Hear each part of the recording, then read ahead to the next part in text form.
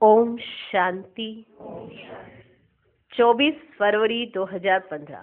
साकार महावाक्य। बाबा कहते, मीठे बच्चे, तुम्हारी फर्ज अदाई है घर घर में बाप का पैगाम देना। कोई भी हालत में युक्ति रच कर बाप का परिचय हरेक को अवश्य दो। आज का प्रश्न, तुम बच्चों को किस एक बात का शौक रहना चाहिए? उत्तर, जो नई नई पॉइंट्स निकलती हैं उनको अपने पास नोट करने का शौक रहना चाहिए, क्योंकि इतनी सब पॉइंट्स याद रहना मुश्किल है। नोट्स लेकर फिर कोई को समझाना है, ऐसे भी नहीं कि लिखकर फिर कॉपी पड़ी रहे। जो बच्चे अच्छी रीति समझते हैं उन्हें नोट्स लेने का बहुत शौक रहता है। आज का गीत लाख जमाने वाले। ओम शांति। मीठे मीठे रूहानी बच्चों ने गीत सुना। रूहानी बच्चे ये अक्षर एक बाप ही कह सकते हैं। रूहानी बाप बिगर कभी कोई किसको रूहानी बच्चे कह ही नहीं सकते। बच्चे जानते हैं सब रूहों का एक ही बाप है। हम सब भाई भाई हैं। हम सब भाई भाई हैं। गाते भी हैं ब्रदरहुड। फिर भी माया की प्रवेशता ऐसी है जो परमात्मा को सर्वव्यापी कह देते हैं तो फादरहुड हो पड़ता है। अगर परमात्मा सर्वव्यापी है तो फादरहुड हो पड़ता है। रावण राज्य पुरानी दुनिया में ही होता है, नई दुनिया में राम राज्य अथवा ईश्वरीय राज्य कहा जाता है। ये समझने की बात है। दो राज्य जरूर है, ईश्वरीय राज्य और आसुरी राज्य। नई दुनिया और पुरानी दुनिया। नई दुनिया जरूर बाप ही रचते होंगे। इस दुनिया में मनुष्य नई दुनिया और पुरानी दुनिया को भी नहीं समझते, गोया कुछ भी नहीं जानते हैं। तुम भी कुछ नहीं जानते थे, बेसमझ थे। ऐसा नहीं हम पहले जानते थे, जब तक बाप ने नहीं बताया तब तक हम भी नहीं जानते थे, बेसमझ थे। नई सुख की दुनिया कौन स्थापन करता है? फिर पुरानी दुनिया में दुख क्यों होता है? स्वर्ग से नरक कैसे बनता है ये किसको भी पता ही नहीं है। इन बातों को तो मनुष्य ही जानेंगे ना। देवताओं के चित्र भी हैं तो जरूर आदि सनातन देवी देवताओं का राज्य था। इस समय नहीं है। यह है प्रजा का प्रजा पर राज्य। बाप भारत में ही आते हैं। मनुष्यों को ये पता ही नहीं है कि शिव बाबा भारत में आकर क्या करते हैं। अपने धर्म को ही भूल गए हैं। तुमको अब परिचय देना है त्रिमूर्ति और शिव बाप का। ब्रह्मा देवता, विष्णु देवता, शंकर देवता कहा जाता है ना। फिर कहते हैं शिव परमात्माए नमः। तो तुम बच्चों को त्रिमूर्ति शिव का ही परिचय देना है। ऐसी सर्विस करनी है। कोई भी हालत में बाप का परिचय सबको मिले तो बाप से वर्षा ले लेवे। तुम जानते हो हम अभी वर्षा ले रहे हैं, और भी बहुतों को वर्षा लेना है। हमारे ऊपर फर्ज अदाई है घर घर में बाप का पैगाम देने की। वास्तव में मैसेंजर एक बाप ही है। बाप अपना परिचय तुमको देते हैं, तुमको फिर औरों को बाप का परिचय देना है, बाप की नॉलेज देनी है। मुख्य है त्रिमूर्ति शिव। इनका ही कॉट ऑफ आर्म्स भी बनाया है।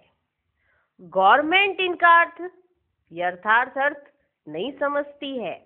उसमें चक्र भी दिया है, चरखे मिसल, और उसमें फिर लिखा है सत्यमेव जयते। इनका अर्थ तो निकलता नहीं, ये तो संस्कृत अक्षर है। अब बाप तो है ही ट्रुथ।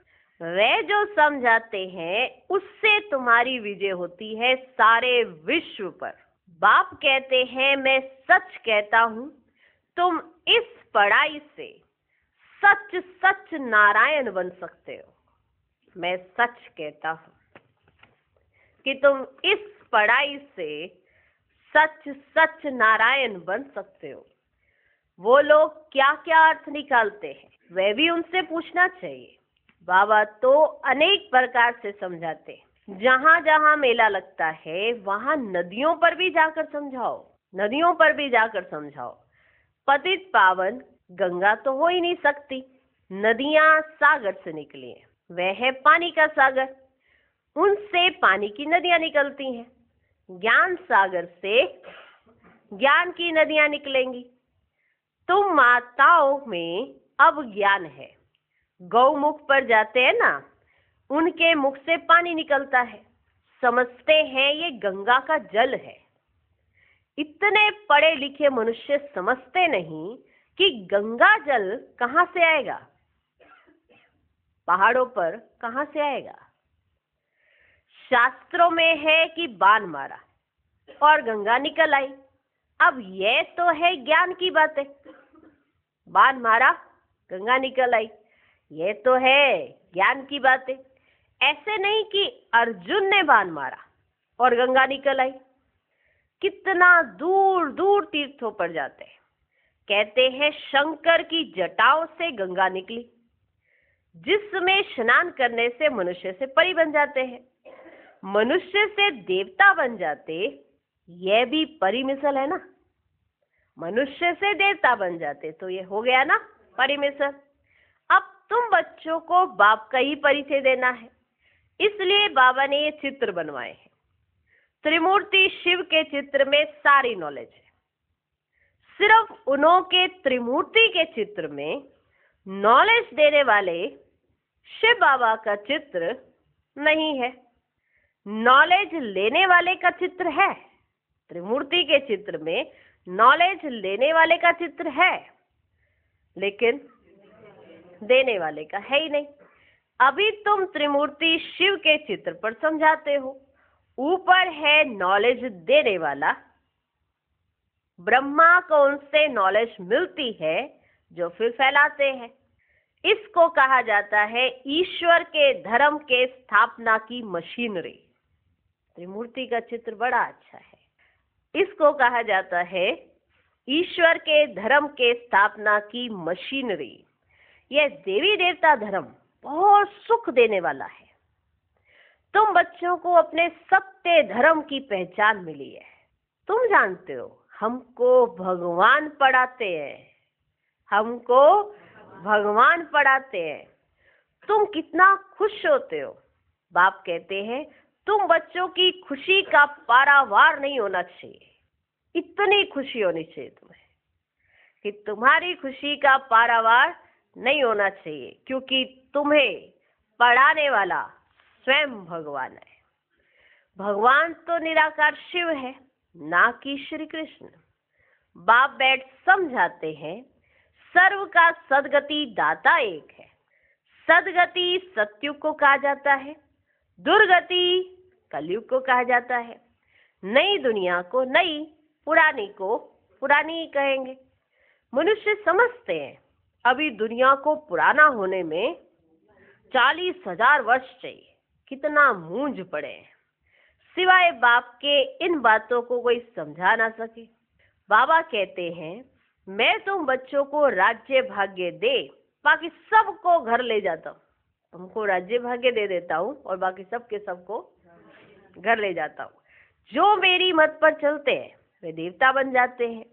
इन बातों को तुम बच्चे ही जानते हो, नया कोई क्या समझेगा, नया कोई क्या समझेगा। तुम मालियों का कर्तव्य है बगीचा लगाकर तैयार करना। बागवान तो डायरेक्शन देते हैं, बागवान तो डायरेक्शन देते हैं।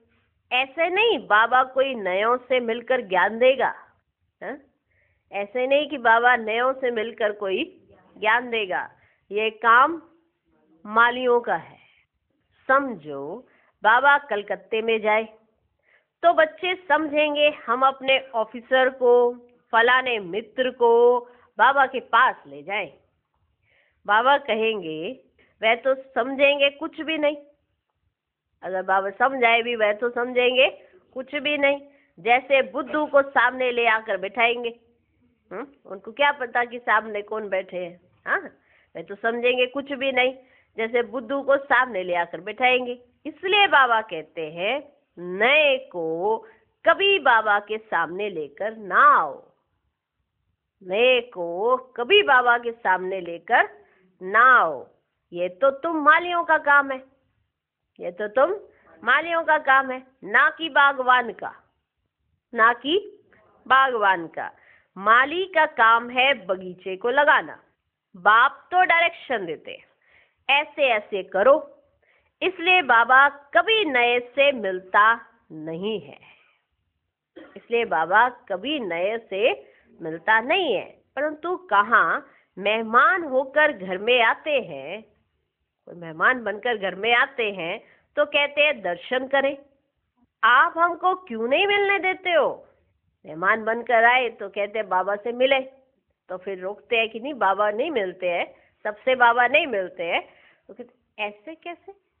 उनको ये समझ नहीं आता है। कहते हमको क्यों नहीं मिलने देते हो? शंकराचार्य आदि पास तो कितने जाते हैं, हाँ, उनके पास तो इतने सारे जाते हैं, सब मिल सकते हैं उनसे, तो इन बाबा से क्यों नहीं मिल सकते हैं? ये बागवान है, हाँ, पहले माली उन सबको तैयार करेंगे फिर बागवान मिलते हैं, ऐसे नहीं, ठीक है। तो वो कहते हम क्यों नहीं मिल सकते? शंकराचार्य आदि के पास तो कितने जाते हैं। आजकल शंकराचार्य का बड़ा मर्तबा है, पढ़े लिखे हैं, फिर भी जन्म तो विकार से ही लेते हैं ना। ट्रस्टी लोग गद्दी पर कोई को भी बिठा देते हैं, ट्रस्टी लोग होते हैं वो गद्दी पर कोई को भी बिठा देते हैं। सबकी मत अपनी अपनी है। बाप खुद आकर बच्चों को अपना परिचय देते हैं कि मैं कल्प कल्प इस पुराने तन में आता हूँ। ये भी अपने जन्मों को नहीं जानते हैं। शास्त्रों में तो कल्प की आयु ही लाखों वर्ष लगा दी है। मनुष्य तो इतने जन्म ले ही नहीं सकते, फिर जानवर आदि की भी योनियां मिलाकर 84 लाख योनियां बना दी। अब मनुष्य इतने जन्म तो ले नहीं सकते, तो उन्होंने जानवरों की योनियां भी साथ में ही लगा दी मनुष्य के साथ ही, तो हो गई मिलकर 84 लाख योनियां। मनुष्य तो जो सुनते हैं वे सत सत करते रहते हैं। शास्त्रों में तो सब है भक्ति मार्ग की बातें। कलकत्ते में देवियों की बहुत शोभावान सुंदर मूर्तियां बनाते हैं, सजाते हैं, फिर उनको डुबो देते हैं। ये भी गुडियों की पूजा करने वाले बेबीज ही ठहरे, बिल्कुल इनोसेंट, मानो कुछ पता नहीं है पर करते हैं ऐसे। तुम जानते हो यह है नर्क।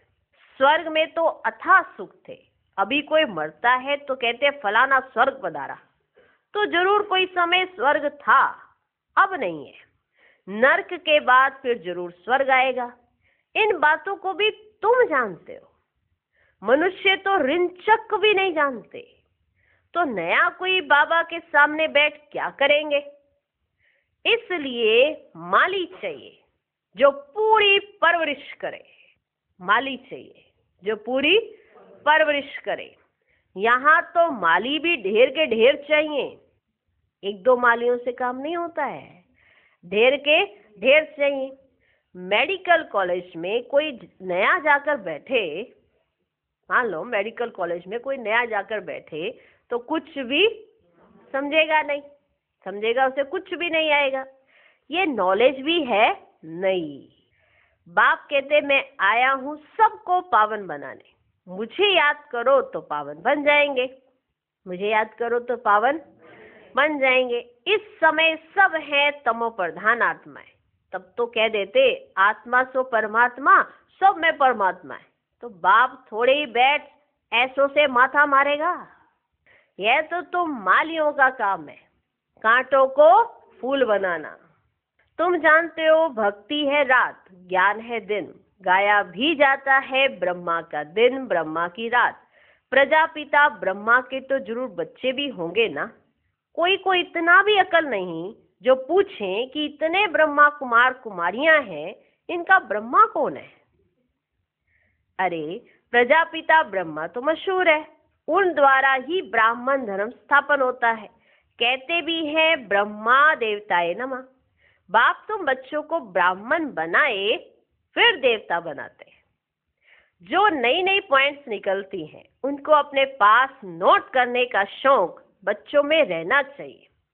जो बच्चे अच्छी रीति समझते हैं उन्हें नोट्स लेने का बहुत शौक रहता है। नोट्स लेना अच्छा है क्योंकि इतनी सब पॉइंट्स याद रहना मुश्किल है। नोट्स लेकर फिर कोई को समझाना है, ऐसे नहीं कि लिखकर फिर कॉपी पड़ी रहे। नई नई पॉइंट्स मिलती रहती हैं तो पुरानी पॉइंट्स की कॉपियां पड़ी रहती हैं। स्कूल में भी पढ़ते जाएंगे, पहले दर्जे वाली किताब पड़ी रहती है। जब तुम समझाते हो तो पिछाड़ी में यह समझाओ कि मन मना भव। बाप को और सृष्टि चक्र को याद करो। मुख्य बात है मामेकम याद करो। इसको ही योग अग्नि कहा जाता है। भगवान है ज्ञान का सागर, मनुष्य है शास्त्रों का सागर। बाप कोई शास्त्र नहीं सुनाते हैं, वे भी शास्त्र सुनाए तो बाकी भगवान और मनुष्य में फर्क क्या रहा। बाप कहते हैं इन भक्ति मार्ग के शास्त्रों का सार मैं तुमको समझाता हूँ। वे मुरली बजाने वाले सर्प को पकड़ते हैं तो उनके दांत निकाल देते हैं। बजाते हैं ना, से बीप बजाते हैं और सर्प को पकड़ लेते हैं। वे मुरली बजाने वाले सर्प को पकड़ते हैं तो उनके दांत निकाल देते हैं। बाप भी विष पिलाना तुमसे छुड़ा देते हैं। वो सांप पकड़ते हैं तो उसका विष निकाल देते हैं, उसके दांत निकाल देते हैं जिसमें उसका विष लगा होता है। बाप भी विष पिलाना तुमसे छुड़ा देते हैं। इसी विष से ही मनुष्य पतित बने हैं। बाप कहते इनको छोड़ो, फिर भी छोड़ते नहीं है। बाप गोरा बनाते हैं फिर भी गिरकर काला मुंह कर देते हैं। बाप आए हैं तुम बच्चों को ज्ञान चिता पर बिठाने। ज्ञान चिता पर बैठने से तुम विश्व के मालिक जगत जीत बन जाते हो। अच्छा, मीठे मीठे सिकिलदे बच्चों प्रति माता पिता बाप दादा का याद प्यार और गुड मॉर्निंग। रूहानी बाप की रूहानी बच्चों को नमस्ते। हम रूहानी बच्चों के भी रूहानी बाप को नमस्ते नमस्ते नमस्ते। Good morning good morning good morning. धारणा के लिए मुख्य सार। पहला पॉइंट, सदा खुशी रहे कि हम सत्य धर्म की स्थापना के निमित्त हैं। स्वयं भगवान हमें पढ़ाते हैं। हमारा देवी देवता धर्म बहुत सुख देने वाला है। दूसरा पॉइंट, माली बन कांटों को फूल बनाने की सेवा करनी है। पूरी परवरिश कर फिर बाप के सामने लाना है, मेहनत करनी है। आज का वरदान, स्नेह की गोद में आंतरिक सुख व सर्व शक्तियों का अनुभव करने वाले यथार्थ पुरुषार्थी भव। जो यथार्थ पुरुषार्थी हैं वे कभी मेहनत व थकावट का अनुभव नहीं करते, सदा मोहब्बत में मस्त रहते हैं। वे संकल्प से भी सरेंडर होने के कारण अनुभव करते कि हमें बाप दादा चला रहे हैं। मेहनत के पांव से नहीं लेकिन स्नेह की गोदी में चल रहे हैं।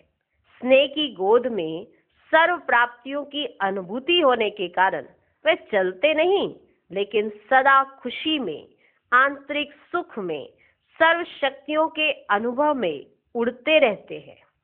आज का स्लोगन, निश्चय रूपी फाउंडेशन पक्का है तो श्रेष्ठ जीवन का अनुभव स्वतः होता है। ओम शांति।